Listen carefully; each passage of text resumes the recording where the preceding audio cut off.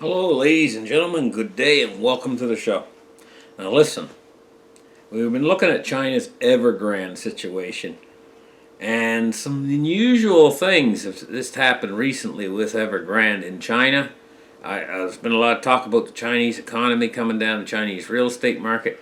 Well, Evergrande has made one of their very crucial bond payments quite recently.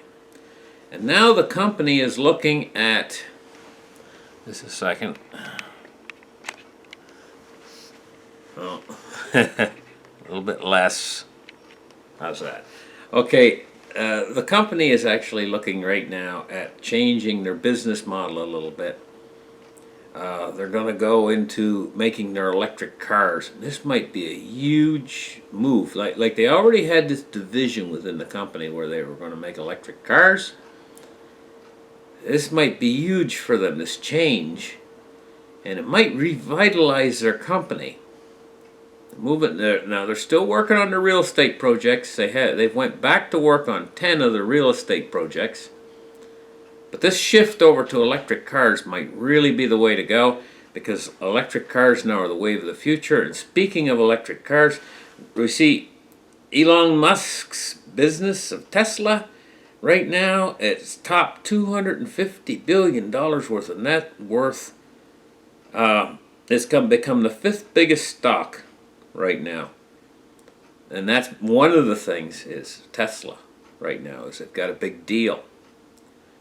They've got 100,000 cars they're going to be producing for Hertz rental car company, a deal that's worth over $4 billion. And we can see electric cars is going to be big in the very near future. This is a phasing out. You got a car right now that runs off of gasoline. Gasoline's being phased out. I thought this process would take an awful lot longer than what I think it's going to take now. I'm watching things effectively this transition, and I think probably within the next 5 or 10 years now at this point, I think most of the cars on the road are going to be electrical. But there is a problem because these cars charge off of the power grid. This is going to put an extra tax on the power grid of as much as probably 15% in the next few years, And so our power grids are going to need to be... Well, on the other hand, you have to look at this. They're producing more and more solar panels, and more people are converting over to solar because they're worried about the power grid, and solar produces constant energy. So they're going to need more silver to make more solar panels. So this is big. Let's take a look and see what else is going on here. Where was this article I was looking for here? It's in about California right now. It's amazing. It says Northern California is swamped with historic rain. This is something that's very rare. It's a rare atmospheric event called a river event. And it's unbelievable. Look, these guys in California, they just got done with these mega fires. Everything was dry and burnt out, and the vegetation is all gone and everything else, and just no water anywhere. And now all of a sudden they're getting hit. They're swamped, the same, with historic rain. Unbelievable, just rain steady. And so what's happening is these denuded landscape where fires have come through and stuff, there's no vegetation to hold back landslides and flooding. And so the land is sliding over in places. It's sliding right across the highway. They got landslides everywhere. They got standing water everywhere. It's like they went from being dry and burnt out to completely saturated or oversaturated with liquidity, not liquidity, but water, liquid, real liquid. Not the liquidity that's in the financial system, which is also being a flood of cash that's been put into the system. But in California, it's a flood of actual epic proportions of water. And so now there's another thing going on here. And I happen to agree with this very much. It says $3,000 gold in months, not years, gold inflation protection means a violent run-up imminent. We've seen an enormous run-up in cryptocurrencies. An awful lot of people take advantage of this. Cryptocurrencies is hot. It's a hot commodity. Everybody wants to get in. But you know what you guys are always told about investment? What are you told? When something's really hot and when something's really cold, nobody wants it. That's the time to buy. You need to be a contrarian to really do good in the financial system. And so this is the thing you got to keep in mind, is to be a contrarian right now is to buy gold and silver in its real physical form. Because a lot of people are going in for the cryptocurrencies right now, and they've already seen this massive run-up. Basically, they've run up and now they've kind of stalled off, and they're holding these high prices. Your gold and your silver haven't seen this run-up yet. So it's imminent, and they're telling you here, a violent run-up is imminent right now. When you consider what a safe haven asset gold and silver are, you need to consider this right now to protect your purchasing power against the fiat currencies, which are actually losing value at a record pace. We've went through the first wave of inflation, and I predicted it more than a year in advance on my channels, the first wave of inflation. Now you guys have got to taste it, you've got to see it. The second wave of inflation is coming. And you've got your gold and silver out there that's still obtainable. You can still go out and buy some to help protect or hedge against the loss of purchasing power. And it's vital and crucial to do so. And I think that this run-up could be very, very soon in the making. Let me just finger through here and see if there's any other stories we want to talk about today. Of course, I'm surfing through a site called Zero Hedge. Don't know if you guys have been there before, but it's a very good site. They're claiming that there's some sort of a cover-up. This gain of function report. What else we got here? Capital One shot. How Bitcoin hedges both inflation and deflation. How Bitcoin hedges against both inflation and deflation. And you know what? There's only one reason Bitcoin's worth anything right now. And this is improper management of the dollar. They have not managed the dollar and all the other fiat currencies properly. Goes back to when Nixon took us off the gold standard in 1971. That's when the mismanagement of the fiat currencies began, because it meant that they could print as many of them as they wanted. They can print as many as there are leaves on the trees, and there's no real ramifications for that other than you guys are going to be hit with a hidden tax. And the hidden tax is called inflation. And now we're seeing massive waves of inflation coming, and it's not going to stop. This is the sole reason why Bitcoin is worth $60,000 a coin, because there's a set value of Bitcoin. There's a set amount.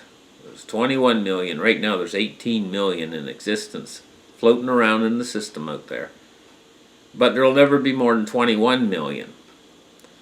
And because of that, it's rare. It gives it a rarity because they can't just be printed. There's a limited quantity of them. It says, let me go on this article and let's take a look here and see exactly what it says. How Bitcoin hedges against both inflation and deflation. In the 1970s, Saturday Night Live had a mock commercial for Shimmer Floor Wax.